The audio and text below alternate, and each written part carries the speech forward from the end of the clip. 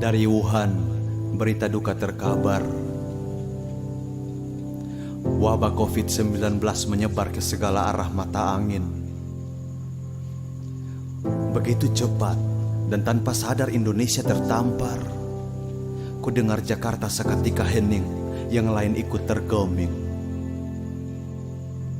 Kita menjadi diam, tunduk seperti sedang dinasihati.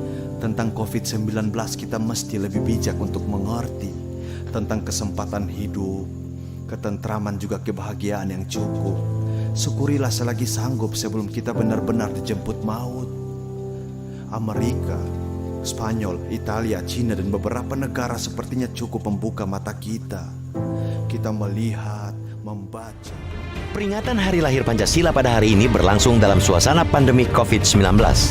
Pancasila sebagai dasar filsafat dan pandangan hidup bangsa mestinya menjadi landasan kukuh kita sebagai bangsa keluar dari ancaman virus corona yang mematikan. Sejak pandemi COVID-19 dinyatakan sebagai bencana nasional pada 13 April, berbagai upaya telah dilakukan pemerintah sampai diberlakukan pembatasan sosial berskala besar. Intinya ialah bekerja dari rumah, belajar dari rumah, dan beribadah di rumah. Masyarakat patut diberi apresiasi karena mematuhi seluruh kebijakan terkait dengan penanganan pandemi COVID-19. Pada saat Hari Raya Keagamaan misalnya, masyarakat tetap beribadah di rumah. Pemerintah pusat membolehkan daerah-daerah itu untuk mulai membuka produktivitas sosial. Pembukaan produktivitas sosial di zona hijau harus dilakukan secara bertahap dengan tetap memperhatikan secara saksama protokol kesehatan. Antara lain, sering cuci tangan, menjaga jarak, dan memakai masker. Meningkatkan kedisiplinan, peringatan Hari Lahir Pancasila mestinya dijadikan pula sebagai momentum mengibarkan semangat gotong royong.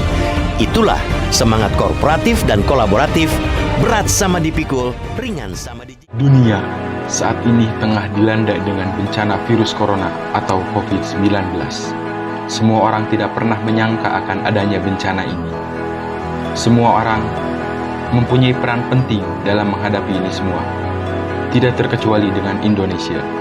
Di Indonesia sendiri, bukan hanya orang-orang yang berperan penting, tetapi Pancasila pun memiliki peran yang sangat penting dalam menghadapi bencana ini.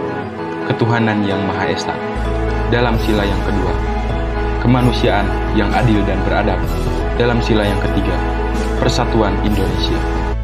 Dalam sila yang keempat, kerakyatan yang dipimpin oleh hikmat kebijaksanaan dalam permusyawaratan perwakilan. Dalam sila yang kelima, keadilan sosial bagi seluruh rakyat Indonesia.